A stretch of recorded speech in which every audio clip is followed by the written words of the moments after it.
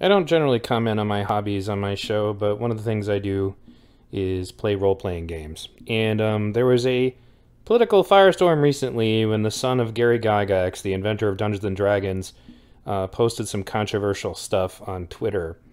But I actually investigated it further, and very much like the recent Gina Carano controversy, it just so happens that the rest of the story is that there was a mob of Twitter trans activists who were just going around Twitter looking for people to confront and demand that they make public statements. And if you don't make a public statement in support of trans people, then they start attacking you until you do, which is or you get canceled. That's exactly what they did to Gina. So, this is an example of that. But they actually banned me from this Facebook group, and now I'm operating under like the final tab that I had open with some of the conversation, but so I can't actually open some of this, but I do have some of the pictures that I'll share separately, but this person said, one can only think that she would not stop taunting them before this comment was made, because the version of it that's getting sent around to everybody is a tweet from this person named Meg saying, just say, we here at TSR think trans women are women, trans men are men, and trans lives matter. Stop trying to dodge the question. And in response, Giant Lands, which was the son of Gary Gygax, says, you are disgusting. So they took this clip of it and made it out to look like the founder of a new TSR that they're trying to get together, which is the company that makes Dungeons and Dragons, was saying that, therefore, trans people themselves are disgusting. They took it out of context. So basically what the Twitter mob does in situations like this, just like they did with Gina Carano, they went to her and kept demanding that she put her preferred pronouns in her profile, which she refused to do. They harassed her for about 3 months, insulted her and called her names, and then she finally, just to kind of troll them, put beep, bop, boop as her preferred pronouns.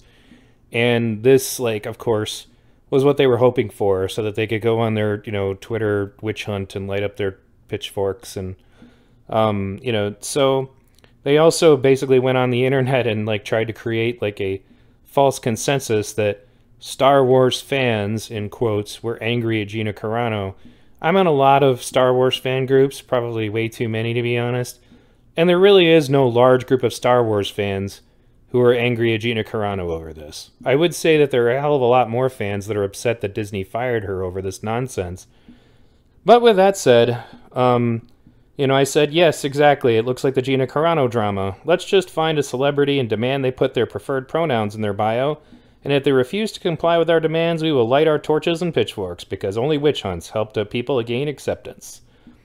And so I did a little more looking, and again, I'll show you these pictures in a moment. If I click on this, it'll kick me out of this group. But, I went and found more expanded pictures of the conversation where, this person, Meg, is interacting with TSR, just trying to demand that they make statements.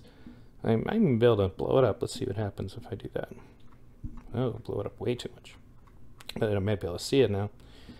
Yep, so here's the just say, just say we here at TSR thing that I read earlier. And then when you look at it further, you get, TSR says we make games. And then another activist quotes this and says, do you make games for everyone? And then another trans activist says, apparently not. And then TSR says, like many of the accounts attacking a kid's game, trying to force us to make statements, it is, yes, disgusting. So I kind of post more of the conversation. Could you please directly expand upon the comments made by Ernie Gygax about gender identity? Does this company support transgender people? And then TSR said, expand. Ernie made no such comments. Please stop trolling us. Thank you. And then Dwight from NTD, whatever that means, asking you a question you're scared to answer isn't trolling. Hide your head in the sand all you want. We see you. And so TSR said, in reply, we are intolerant of hatred of any kind from all sides. All players are welcome to our table. Thanks to the role-playing game, we have a deep commitment to diversity and inclusion. which is what Meg was responding to when they said, just say we here at TSR, like in other words, no, you have to read from my, rote version of it. You can't just say, this isn't enough. You have to show obedience, to your inquisitor. And that was when Ernie replied with, you are disgusting. You'll note that they didn't say that Meg was disgusting for being trans. They said that this act of constantly harassing people on the internet to demand their, obedience is what's disgusting. And more to the point, it really doesn't help trans people. It doesn't. Nobody comes to the conclusion, man, now that I've seen Gina Carano harassed by a Twitter mob, I suddenly feel more supportive of trans people. Nope, nobody does that.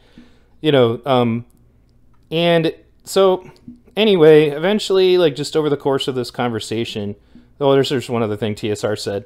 The interview is Ernie's opinions, not ours. Ernie is Ernie. We won't tolerate being targeted by trolls, and we really do our best to keep politics out of it. We welcome everyone. Again, that's just not enough. So the end result of this was that TSR, the company, was banned from several major conventions. The convention circuit has unfortunately been completely taken over by the woke mob, and, I've seen people be hurt by this more than once.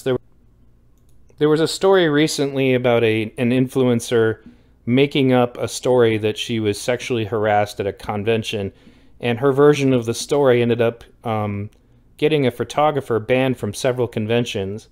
And unfortunately for her, he happened to find his old camera that had the incident in question, because of course she was talking about something that had happened like 6 or 7 years ago. And so he had the video of the entire encounter that showed that she had lied about several major points of it. Yet for some reason, the convention circuit still stuck by her, although I guess he got unbanned from a couple of them.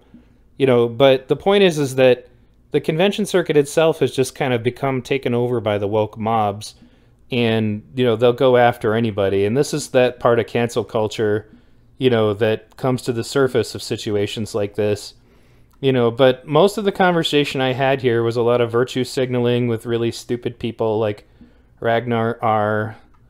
was definitely one of them, but was one of the most. There were a couple that I finally just blocked because they were just repetitive, but, at the end of the day, it's like, who's demanding what now? Are you just saying in your play group of hetero white men that the issue of gender issues is never a problem, so you don't see the point of thinking of people who aren't like you and allowing the possibility of being inclusive to people who would value that type of inclusion?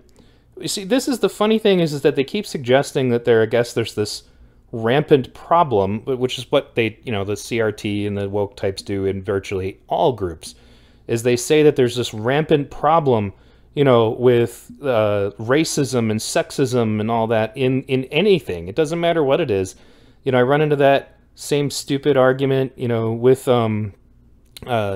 LARPing, with, Jesus, I mean, pretty much anything that any straight white male might have ever enjoyed, this group has to go find itself, and try to push them into.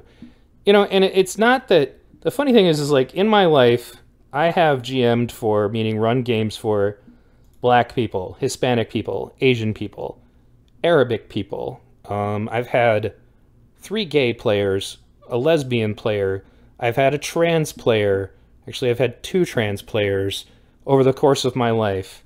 So nobody's ever, that's the thing, I've never encountered the supposed army of bigoted people who don't tolerate these people in their games. Like, that's just, it's vaporware. It's trying to find a problem that doesn't really exist. And so, at one point there was a trans person in this conversation, as it looks like it's not going to let me move it around anymore, who said that, you don't understand, posts like this are the reason that I can't play at all. Now, I don't know if you know anything about Dungeons & Dragons, but it's a hobby that's basically dealt with, within most of the time, within the privacy of your own home with your groups of friends. I don't understand, like, what this person thinks is going to change. If anybody is stupid and bigoted enough to tell you that you can't play in their group, why would you want to play with them anyway? And it's not like suddenly some people are going to decide not to play Dungeons & Dragons with trans people anymore because some dumbass said something on Twitter. It seems to me like, they're never satisfied with any level of accommodation. And in some cases, the accommodations that they want to make just don't make any sense. Like, for example, the Dark Elf race, also known as Drow, were depicted as pitch black, like photo negatives of elves. And people then, of course, started printing in their blogs and their magazines that this was problematic because it was like blackface, despite the fact that dark elves have never been portrayed as any form of a caricature of black humans. They don't look like them physically, their gait isn't the same, their customs are not the same, their language is not the same. There is nothing about them that looks anything like a black person. And, but they still, virtue signal and try to push to say that you need to get rid of them. In addition to the fact that you have things like, in these games, you have ability scores, strength, constitution, intelligence, etc. And some of the races have ability modifiers, like they might be a little stronger in one area, but weaker in another. And so they want, people to get these out of their D&D books because they call that racism, like it's genetic determinism or whatever. And the stupid thing about that is that all humans in the game, regardless of what color their skin is, have the exact same attribute modifiers as everybody else. So the other species, like, say, orcs or lizard men or whatever, have ability adjustments because they're not the same as humans. They're not even the same species. So essentially, they're demanding that you get rid of this because lizard men should apparently have the same attributes as humans, even though they're not even the same species. It's like a Star Wars reference. So apparently Wookiees are not allowed to have strength modifiers cause racism, even though they're obviously stronger than humans in the Star Wars universe. And there was another example where there's a biracial character, meaning half human, half elven, in the very popular Dragonlance story. His name is Tanis Half-Elven. The funny thing is he's actually a fan favorite. Like, a lot of people had said that character was their favorite. And basically a biracial blogger came out to say that this was very problematic, and he read the Dragonlance novel and saw the racism that Tanis experienced as a half-breed, and that he wanted that sort of thing taken out of these books. And I thought, I replied to the guy in his comments, I said, okay, but that was the whole point, was that Tanis Half-Elven overcame the racism and then went on to be a hero decorated by, like, every nation in that game world and in that storyline. That was the whole point, was to overcome adversity. So right now they're making demands that we do things like rewrite our, game worlds so that sexism and racism and such don't even exist. And to me, we've always used those plot points as you get to overcome the villains. The villains are sexist. The villains are racist. Or maybe not necessarily even the villains, but people that, are, adversaries in some way, and then you get to overcome that and come out the other side of it a hero. So anyway, I delved a little bit into my nerd culture here to kind of talk about this. And the reason that it's relevant to the rest of my viewers is that this is an example of the woke mob going to go find a problem where there isn't one.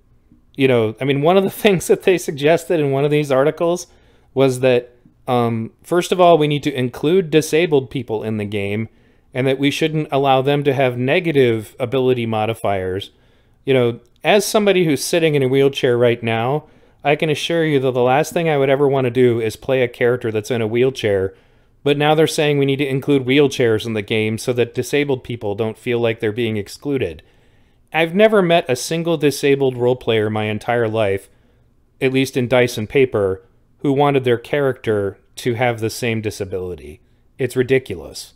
The virtue signal is just off the charts. And unfortunately, because, the young generation that's moving into this space is mostly college kids, they're having a big influence on it. And, in some cases, it's actually to the detriment of the companies in question. Like, a lot of the woke comic books that Marvel tried to come out with recently completely failed.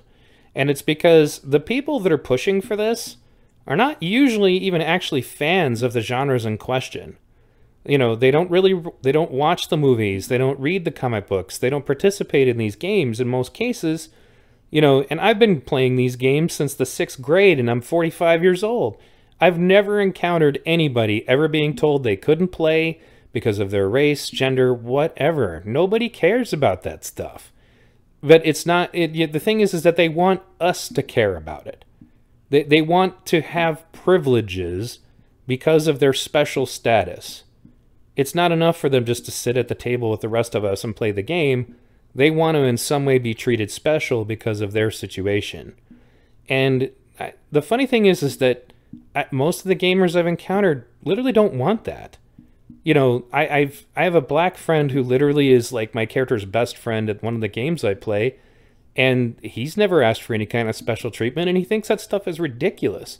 He also thought the Dark Elf stuff was ridiculous, and he's supposedly one of the black people who's supposed to be offended by it. You know, it's, at the end of the day, we have to remember that the woke mob is not anywhere near as big as it sounds. You know, it's not, they're not as big as but the problem is that they're getting the attention of the right people. The whole thing reminds me of a cobra that sticks out its hood to make itself look bigger than it really is. Anyway, thank you for this trip down to my, hobbies a little bit and how they apply to some of the stuff I've said. I'm going to be working on more shows today. This was just a video I decided to pull up because I realized that I had this tab to look at. And I'll talk to you guys later.